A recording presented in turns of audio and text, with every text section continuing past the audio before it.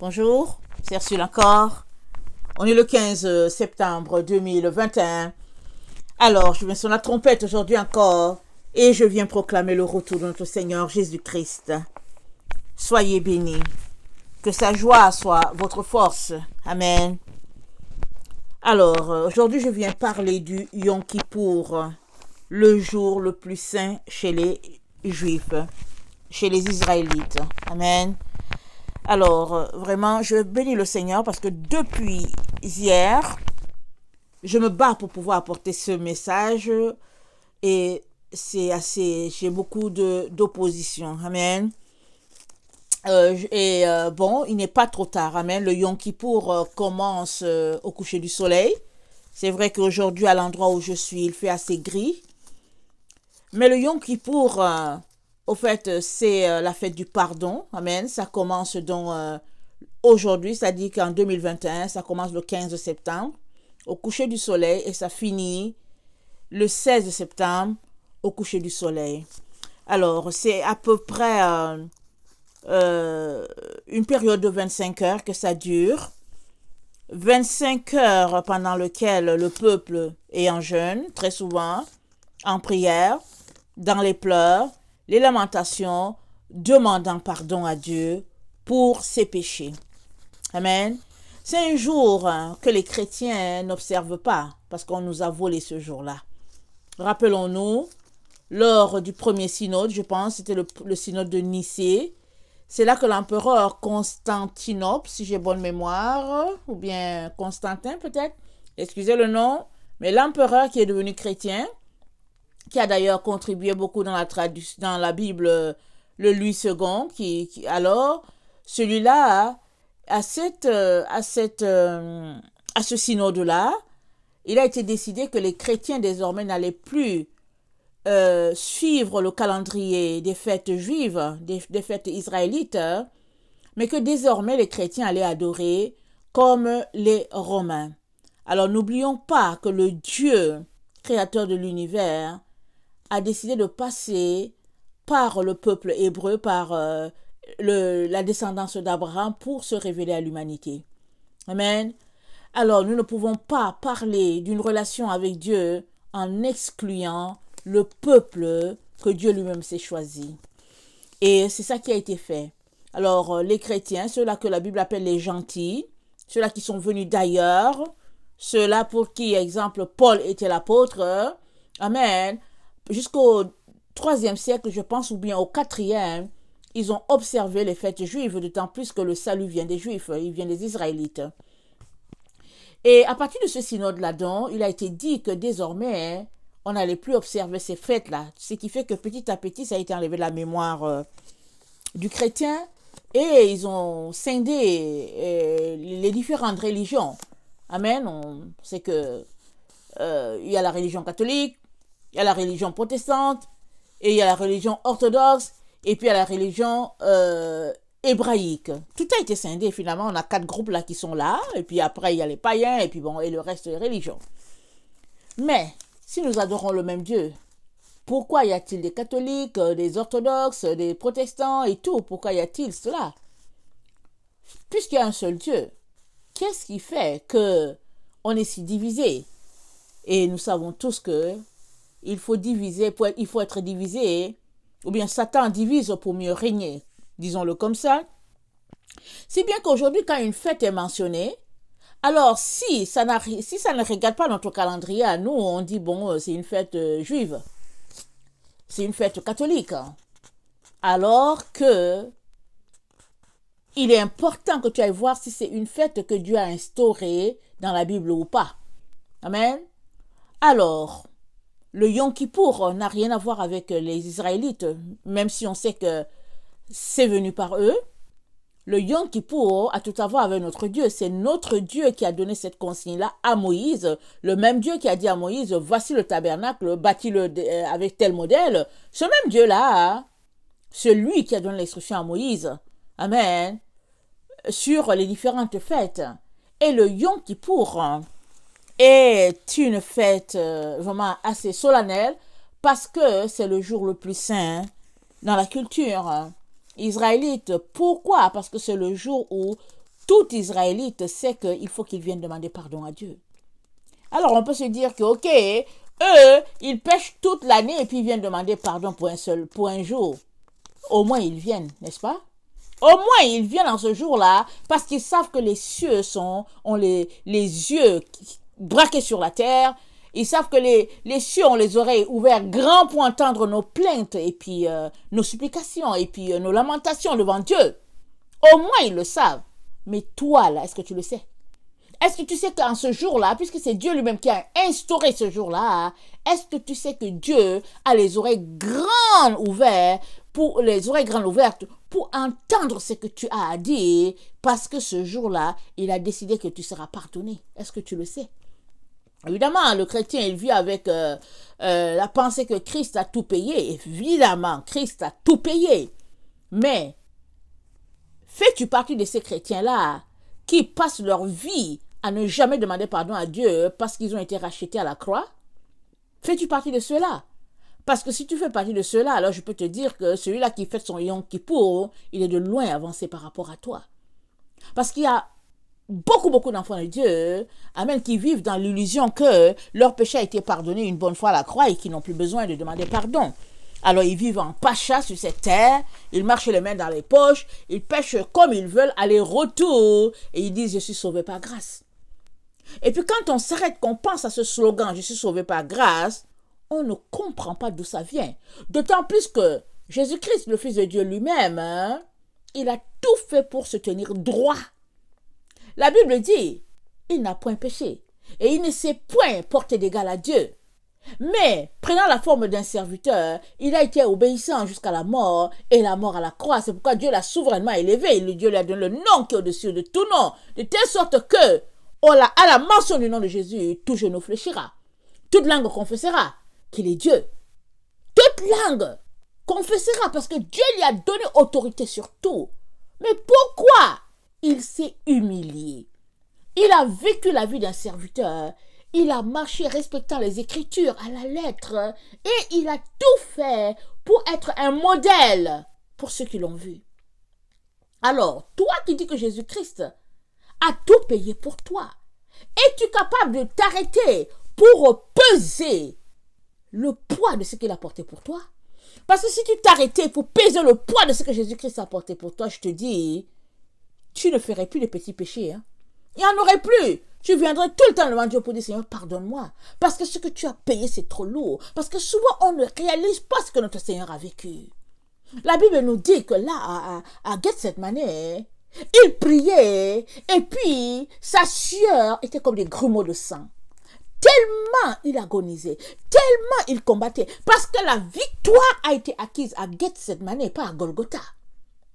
La victoire a été acquise là, au pied, dans cet endroit où il se retrouve avec les disciples, dans cette zone de l'olivier, là où ils étaient là, à cet endroit-là, où ils allaient souvent prier. C'est là, sous l'olivier. Nous savons que l'olivier, c'est l'huile, ça fait partie de l'huile et tout ça. Ça fait référence à lui, le Saint-Esprit. Jésus-Christ a eu la victoire là. Voilà pourquoi quand ils l'ont arrêté là, il a dit tout est accompli et il a pu gagner la victoire jusqu'à Golgotha. Il a pu monter ce chemin-là du calvaire avec peine jusqu'à Golgotha. Et quand il n'était plus capable, quand il était tombé, Dieu a pourvu pour que quelqu'un vienne l'aider, pour qu'il aille jusqu'à la croix et qu'il puisse être élevé comme une personne maudite, le serpent maudit, qu'il puisse être élevé là. Afin que toi et moi aujourd'hui nous puissions être appelés enfants de Dieu, afin que toi et moi nous puissions déclarer que nous avons été pardonnés. Mais si nous avons été pardonnés, à combien plus forte raison devons-nous réaliser que nous devons venir devant Dieu à tous les jours pour demander pardon pour la journée? Parce que tu ne sais pas si tu l'as offensé, tu ne sais pas si ton péché demeure devant lui, de telle sorte que pendant que tu dors là, tu ne sais pas ce qui va t'arriver dans la nuit. Tu ne sais pas. Il est important qu'à tous les jours, tu viennes devant Dieu pour te dire, pour demander au Seigneur, Seigneur, rends-moi parfait encore aujourd'hui avant que je puisse me coucher. Seigneur, rends-moi parfait, rends-moi parfaite. Seigneur, pardonne mon péché aujourd'hui. Et si tu penses que tu n'as pas de péché, viens au moins demander, Seigneur, pardon pour les péchés que tu ne connais pas. Demande pardon pour les gens de ta maison parce que tu ne sais pas s'ils ont offensé Dieu, comme faisait Job. Tu ne sais pas. Mais de là à penser que tu es sauvé par grâce, alléluia, amen, tu peux pécher comme tu veux, c'est grave. Et malheureusement, beaucoup d'enfants de Dieu se retrouvent là. Et aujourd'hui, je viens parler du Yom Kippour, parce que alors que toi qui es chrétien, tu penses que tu n'es pas concerné, et je vais te dire que s'il y a une personne qui doit fêter le Yom Kippour, c'est toi, enfant de Dieu, qui a été sauvé par grâce, qui a été régénéré, amen, et qui marche dans le Saint-Esprit. S'il y a une personne sur la terre qui doit fêter le Yom Kippour, ce sont les enfants de Dieu, rachetés, amen, par le sacrifice de Christ sur la croix. Tu devrais fêter cette fête-là en reconnaissance à Dieu et puis dire, Seigneur, y a-t-il une fête ici qui est si importante que même le ciel s'arrête? Seigneur, je veux faire partie de cette fête-là. Voilà pourquoi j'ai tenu à parler de cela depuis hier. Hein. Et puis le combat est féroce parce que plus tôt on est au courant de cette fête, mieux on prend les dispositions. Mais je veux te dire que ce n'est pas tard. Après avoir écouté ce message, tu peux toujours embarquer. Amen. Pour le Yom Kippour qui commence aujourd'hui. Et puis, si tu n'embarques pas aujourd'hui, demain matin, c'est le jour. Hein, amen. Tu peux prendre la journée devant Dieu pour demander pardon et tout. Il est très important que nous sachions que le Yom Kippour n'est pas une fête mise en place par les Israélites. C'est Dieu lui-même qui a parlé à Moïse sur cette fête-là et puis demandant à Israël d'observer cette fête-là. Et si Jésus-Christ a vécu le Yom Kippour, à combien plus forte raison nous devons-nous le vivre. Amen. La Bible dit que, au fait, Jésus-Christ est venu non pour abolir la loi, mais il est venu pour l'accomplir. Et il l'accomplit jusqu'au bout. Alors si Jésus-Christ, le Fils du Dieu vivant, a accompli, amen, la loi, à combien plus forte raison toi et moi devons-nous l'accomplir. Mais au fait, on a un raisonnement contraire. On dit non, il l'a accompli pour que moi, je puisse ne plus accomplir, pour que je puisse vivre peinard dans les péchés. Ça ne marche pas. N'est-ce pas? Ça ne marche pas. Alors, on va lire. Donc, c'est une fête d'à peu près, les gens passent à peu près 25 heures, amen, dans la confession, la prière, demandant à Dieu le pardon, de pardonner. Et ils appellent ça l'ultime sabbat, parce que ce jour-là, c'est déclaré un sabbat. Alors, ça tombe...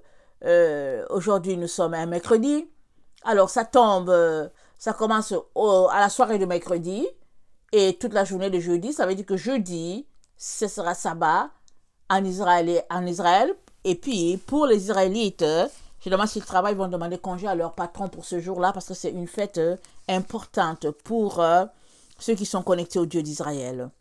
Alors donc attendez. C'est un jour de pardon, c'est un jour de repentance. Et Lévitique 16 nous retrace ce que Dieu a dit, et c'est ça qu'on va lire, pour que tu puisses voir qu'effectivement, ce n'est pas une date inventée, c'est une date fixée par Dieu lui-même.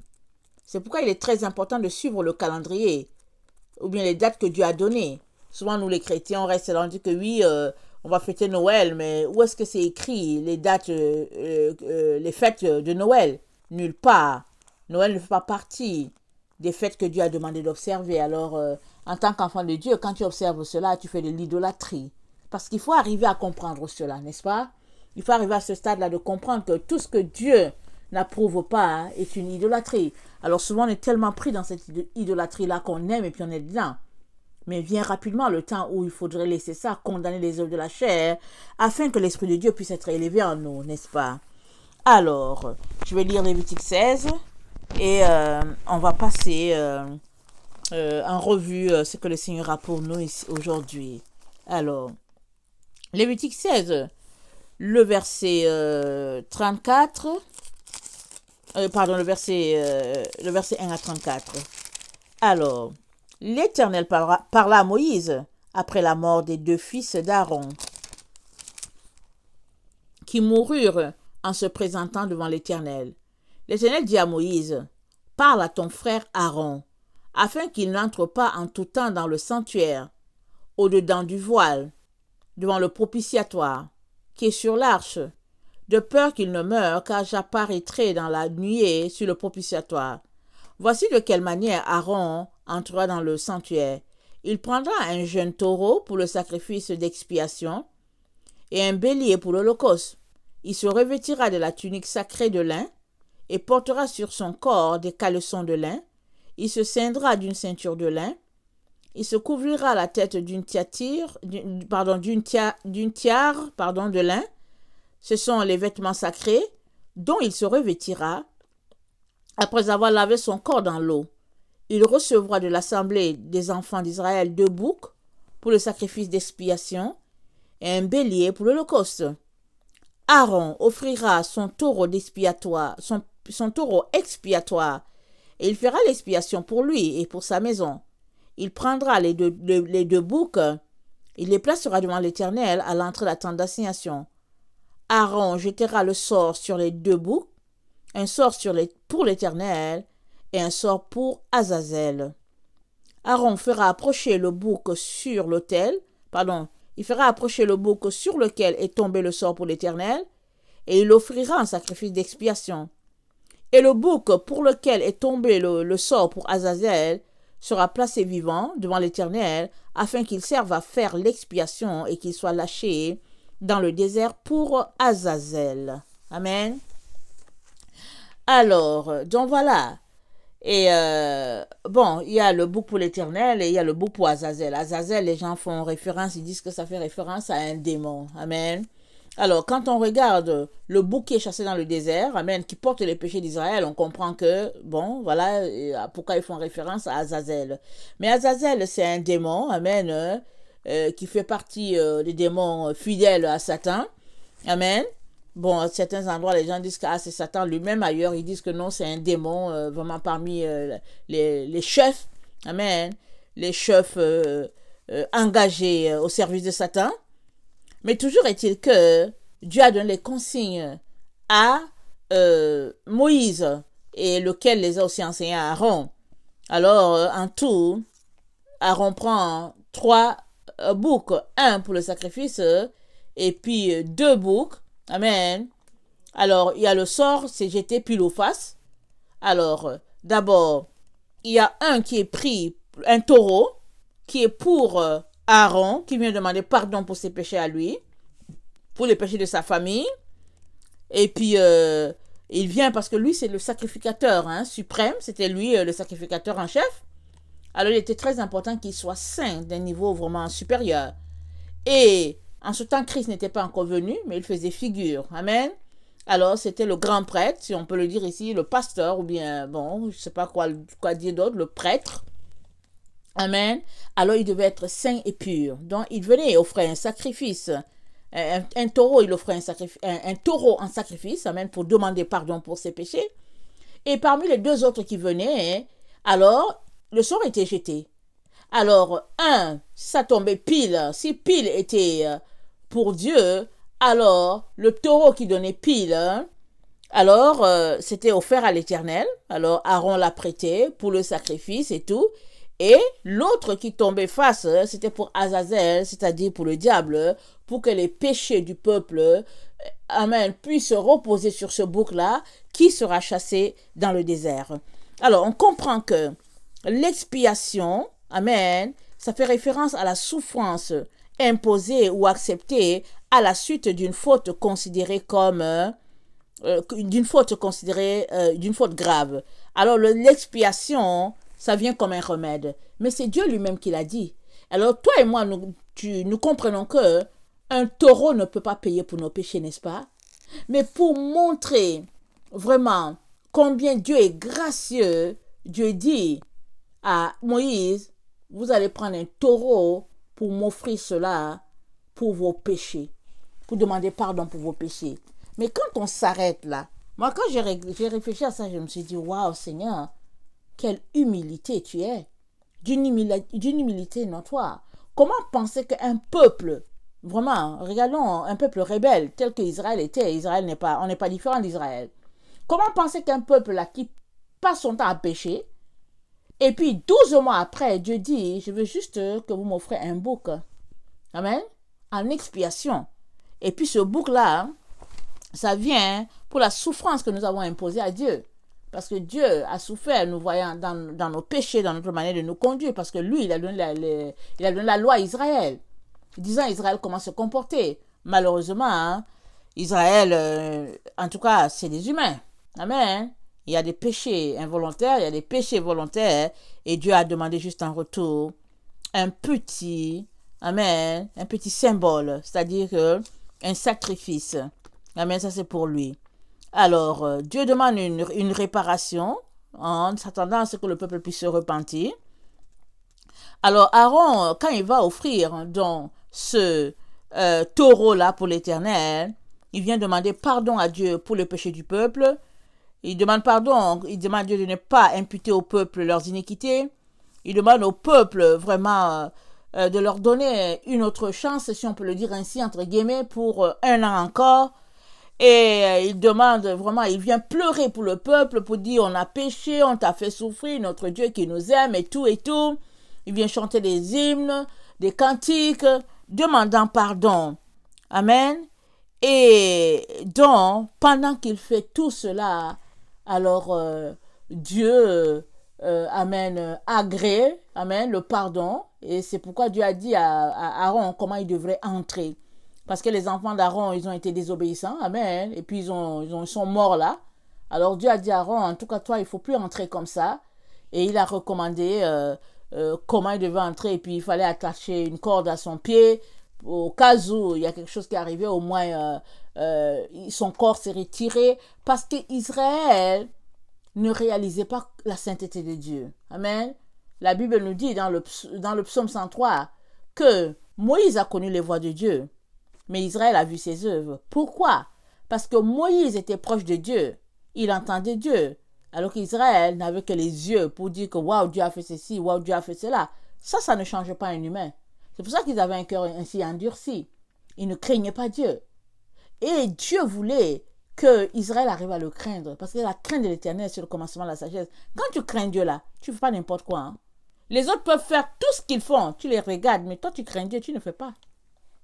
Ils vont te dire, ah viens, allons-y nous faire vacciner, viens, allons-y faire ceci. Toi, tu regardes, tu dis seulement, c'est ça. Pourquoi? Parce que tu crains Dieu. Amen. Alors, donc c'est ça. Alors, Dieu a expliqué donc à Moïse comment Aaron devrait se comporter. Et alors, on a les rites, et puis comment Aaron devait faire, et puis on a l'autre bouc pour Azazel sur, c'est-à-dire ce bouc-là, c'est sur lui que tous les péchés du peuple devaient aller. Alors, après avoir fait les A, B, C recommandés par Dieu, Aaron devait venir maintenant prendre ses deux mains, mettre ça sur le bouc, afin de déposer sur lui les péchés du peuple. Amen, ça c'était en deuxième étape.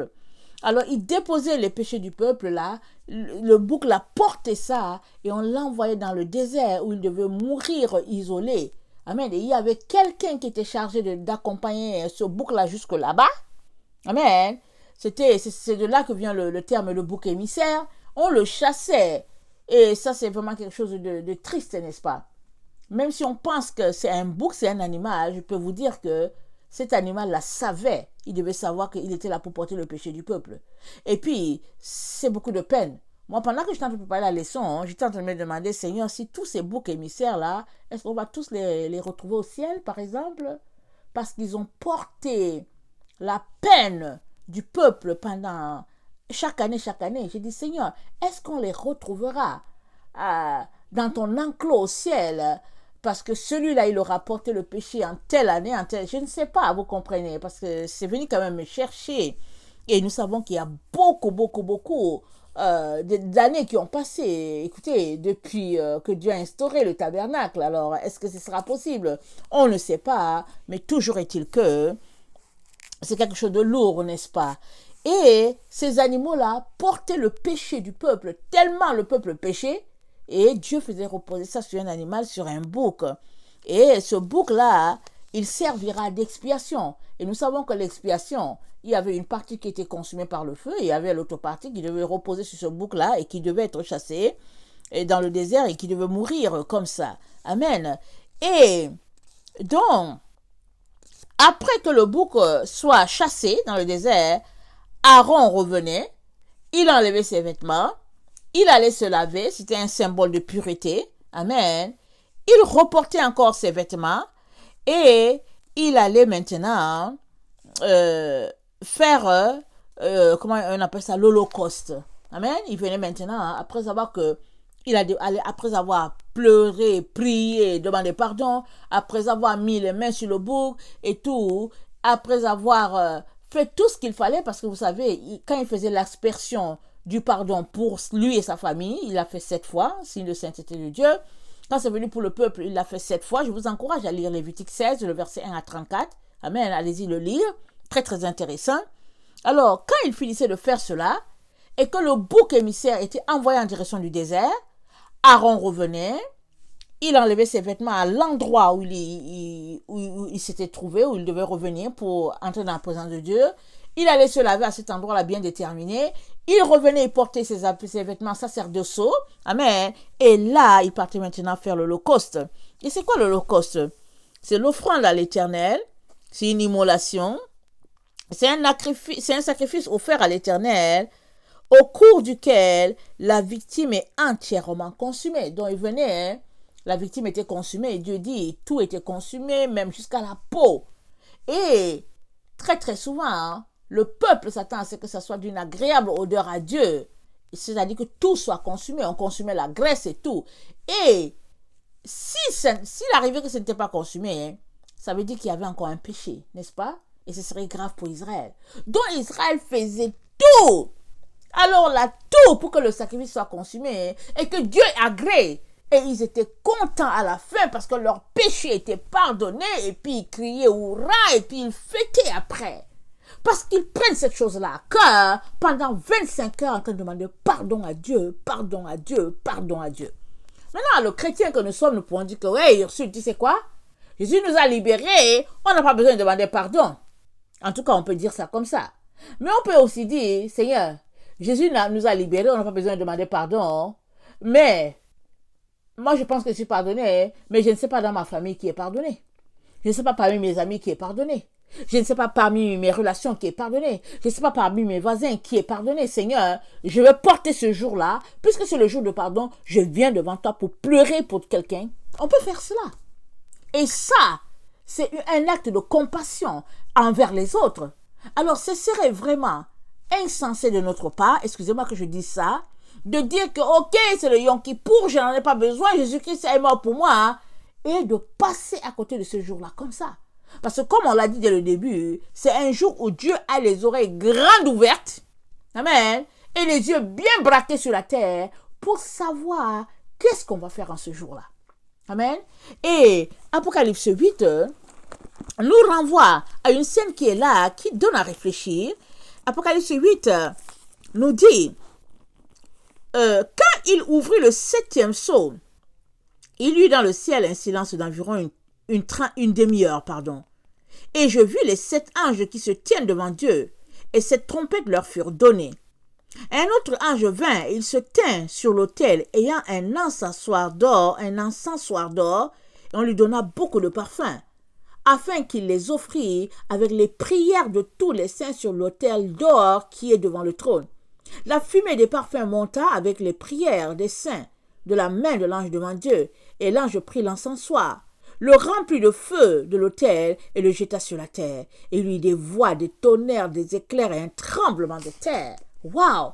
Ici, là, ça me renvoie vraiment au Yom Kippour. Je ne sais pas si cette scène, si c'est le Yom Kippour, ça me renvoie beaucoup au Yom Kippour. Parce que je vois qu'il y a de l'encensoir, il y a des prières, il y a des parfums qui sont offerts, et il y a une demi-heure de silence. Le ciel est calme. Le ciel ne parle pas, c'est calme.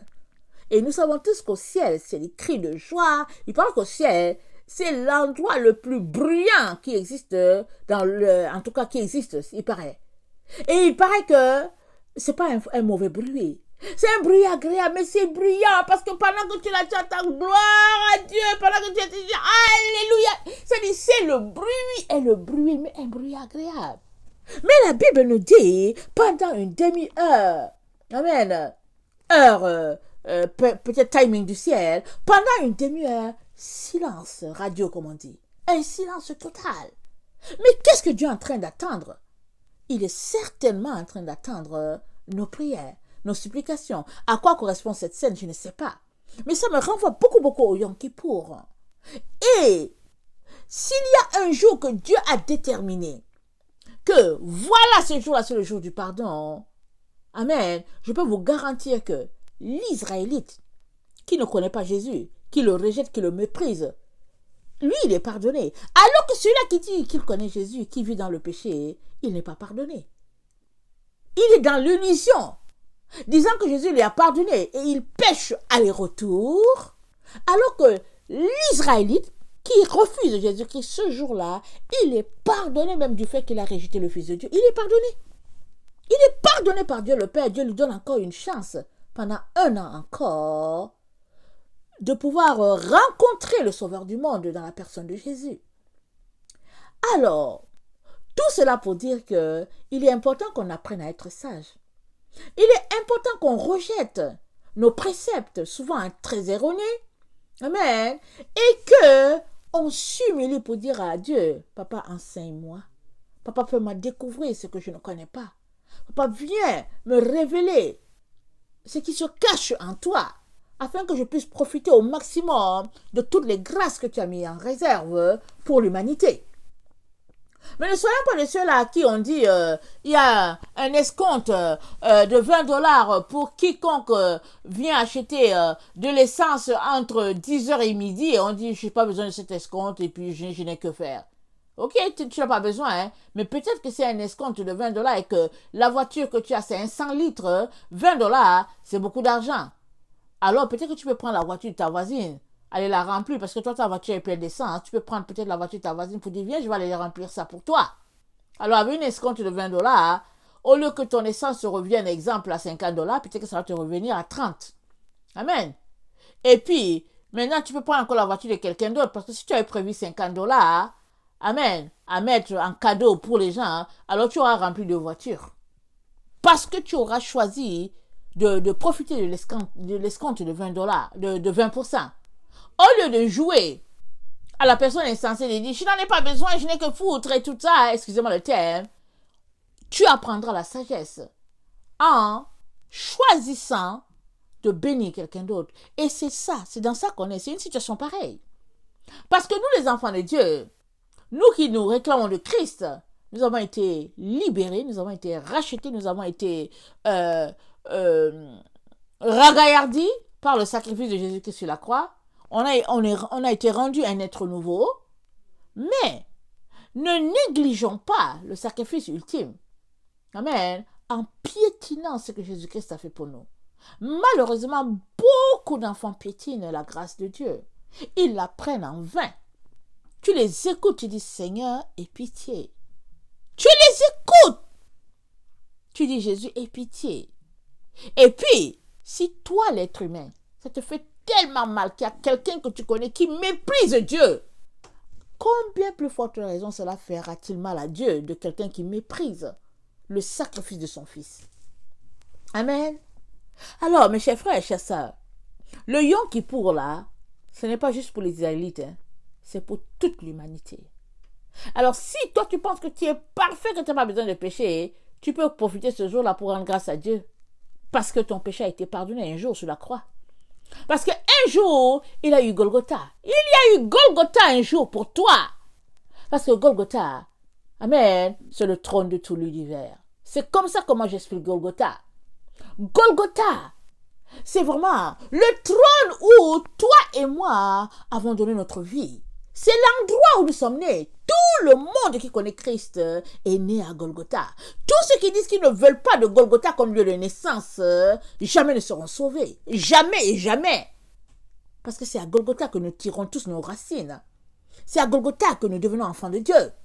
Donc Golgotha, c'est le trône de l'univers. Alors s'il y a une date ici sur la terre qui te rappelle le pardon ultime de Dieu, alors que fais-tu pour ne pas aller rendre grâce à Dieu pour dire Seigneur, il y a une date appelée Yom Kippour? Parce que le pardon a été accordé, alors Seigneur, je ne veux pas rater ce jour-là. Je veux passer ma journée à demander pardon, à supplier pour moi-même, pour les gens que je connais, afin que leur âme soit sauvée. Amen. Il est important que nous puissions changer. notre compréhension des Écritures. Il est important que nous puissions sortir de nos illusions. Il est important que nous puissions sortir de notre cœur qui est dur comme la pierre. Souvent, on tient à des choses qui sont fausses. On essaie de démontrer qu'on connaît et puis tout ça, alors que on est très très loin de la vérité. Amen.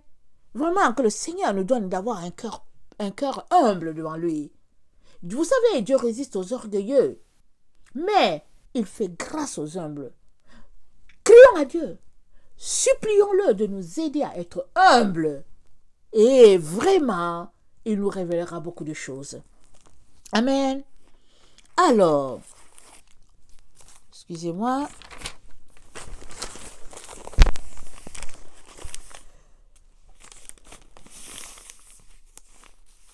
Maintenant, que pouvons-nous dire du Yom Kippour et du chrétien? Amen. Alors, comme j'ai dit, le Yom Kippour, c'est une fête pour nous aussi, nous qui nous réclamons de Christ. Et on doit la fêter, ou bien on doit le fêter plus que les autres, à cause de Golgotha, à cause du sacrifice ultime de la croix. Amen. Et Hébreux 9, le verset 11 à 15, nous rappelle ce que notre merveilleux Seigneur Jésus-Christ a fait pour nous. Alors, l'auteur aux Hébreux dit ceci: « Mais Christ est venu comme souverain sacrificateur des biens à venir. Il a traversé le tabernacle plus grand et plus parfait, qui n'est pas construit de main d'homme, c'est-à-dire qui n'est pas de cette création. Et il est entré une fois pour toutes dans le lieu très saint, non avec le sang des boucs et des veaux, mais avec son propre sang, ayant obtenu une rédemption éternelle. Car si le sang des taureaux et des boucs et la cendre d'une vache répandue sur ceux qui sont souillés sanctifie et procure la pureté de la chair, combien plus le sang de Christ, qui, par un esprit éternel, s'est offert lui-même sans tache à Dieu, purifiera-t-il votre conscience des œuvres mortes afin que vous serviez le Dieu vivant? Amen. Quelle conclusion. Amen. Quelle compréhension vraiment très simple et très profonde de ce que Christ a fait pour nous sur le bois du calvaire.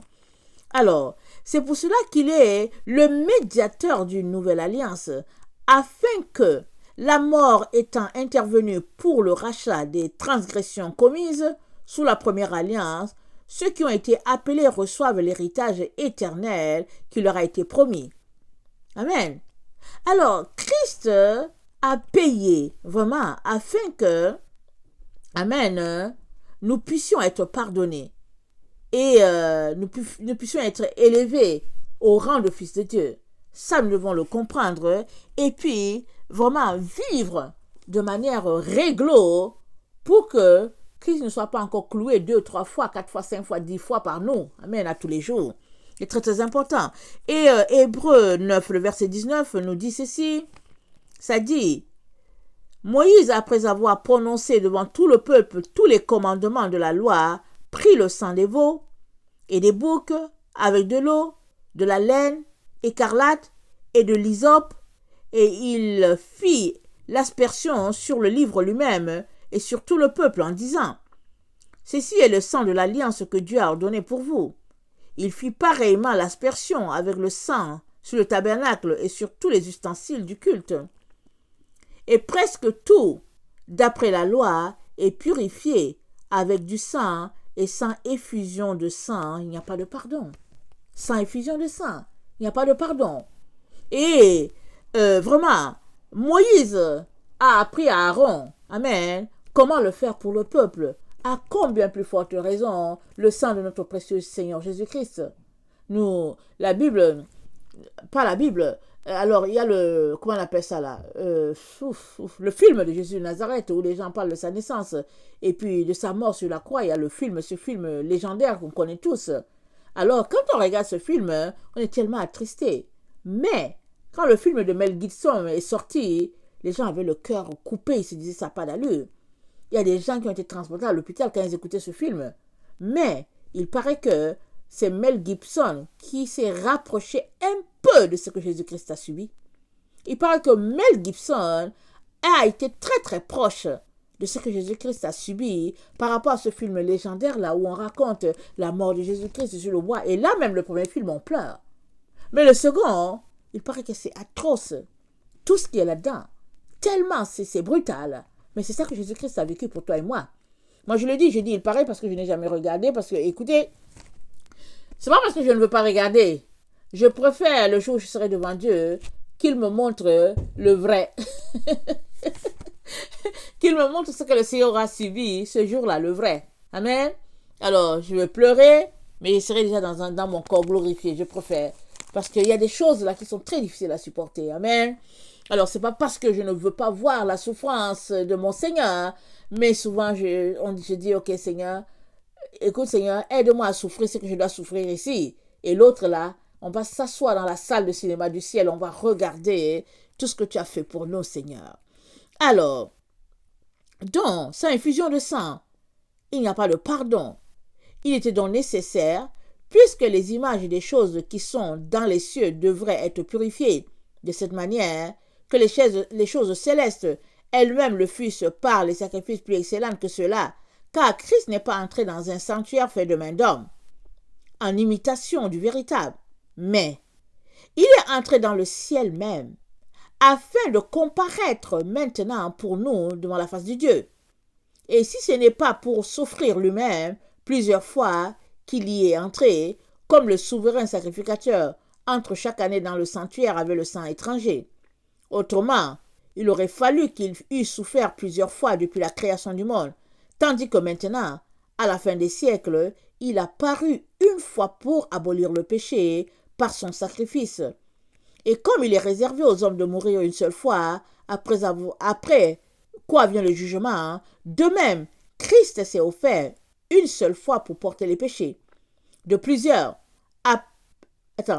De même, Christ qui s'est offert une seule fois pour porter les péchés de plusieurs apparaîtra sans péché une seconde fois à ceux qui l'attendent pour le salut. Une seconde fois, il apparaîtra sans péché. Amen. Et on dit, il s'est offert une seule fois pour porter les péchés de plusieurs. Et il apparaîtra sans péché. Amen. Comment? Il apparaîtra sans péché en toi et en moi. Amen. Dans nos corps glorifiés, Christ apparaîtra sans péché. Parce que notre vie sur cette terre, amen, pour revêtir notre corps céleste, aura été une vie de dépouillement. Amen. Pour revêtir Christ.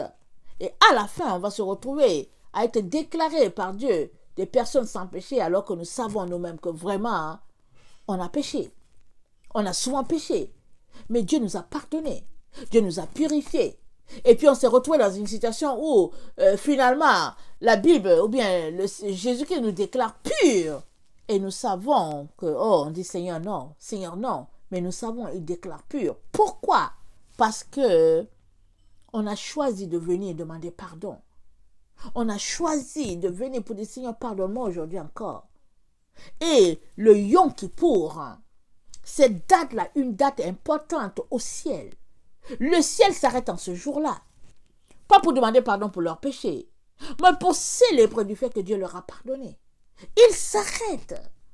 C'est un jour de fête au ciel. Un jour vraiment où les gens reconnaissent au ciel ce que Dieu a fait pour eux. Et pendant ce temps, Dieu a les oreilles grandes ouvertes en direction de la terre pour savoir qu'est-ce qu'ils vont dire aujourd'hui. Qu'est-ce que André va dire? Qu'est-ce que Gabriel va dire? Qu'est-ce que Joséphine va dire? Qu'est-ce que Chloé va dire? Qu'est-ce que Marthe va dire? Qu'est-ce que mon enfant, ma fille vont me dire? Qu'est-ce qu'ils vont me dire pour que je puisse pardonner leurs péchés? Ils n'attendent que cela. Nous ne doit pas venir avec nos gros sabots pour dire « Ah oui, Jésus-Christ m'a pardonné, je n'ai besoin de rien, je suis sauvé, alléluia, et puis etc. etc. » Non, la sagesse veut que on vienne devant Dieu en reconnaissance, amen, de ce sacrifice-là sur la croix, parce que nous, on y croit. Les Israélites n'y croient pas. Ils continuent de pleurer en versant les larmes pour dire « Oh Seigneur, pardonne-moi, pardonne. » Et Dieu leur pardonne. C'est ça l'histoire. Il leur pardonne. Pas parce qu'ils sont les descendants d'Abraham, parce que Dieu lui-même a écrit dans la Bible que c'est un jour de demande de pardon. C'est écrit, on l'a lu. Je vous encourage à le lire. Lévitique 16, verset 1 à 34. Dieu est un Dieu de grâce.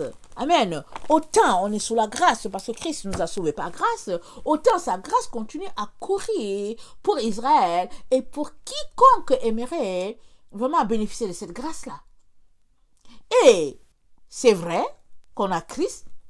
Amen. C'est vrai que Christ nous a sauvés. C'est vrai qu'on s'identifie à lui. Amen. Mais c'est aussi vrai que le Yom Kippour, ça a été offert aux humains, comme toi et moi. Alors, si la fête est disponible, si les oreilles du Père sont ouvertes, pourquoi ne pas venir profiter pour présenter à Dieu quelqu'un, ton voisin, ton ami, ton ennemi. Oui, pourquoi pas ton ennemi? Parce que qu'est-ce que Jésus-Christ a dit? Il dit priez pour vos ennemis. En faisant ainsi, c'est des charbons ardents que vous attirez sur votre tête. Prie pour ton ennemi en ce jour. Qu'est-ce que t'en sais? Peut-être que Dieu va dire, waouh, je pardonne à cet ennemi-là. Peut-être que Dieu va dire ça. Je pardonne à l'ennemi de mon fils là. Je pardonne à l'ennemi de ma fille.